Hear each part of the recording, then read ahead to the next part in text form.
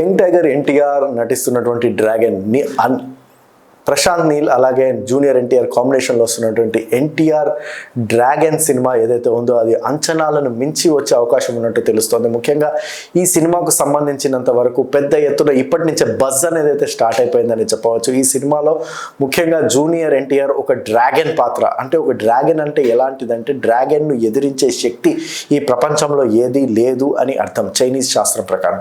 అలాంటి డ్రాగన్ పాత్రలో జూనియర్ ఎన్టీఆర్ కనిపిస్తున్నాడు. జూనియర్ ఎన్టీఆర్ ఈ సినిమాలో ఒక పవర్ఫుల్ పాత్రలో కనిపిస్తున్నట్టు తెలుస్తుంది. ఇప్పటికే మనకి ప్రశాంత్ నీల్ చిత్రాలు మనం చూస్తూ వచ్చాం.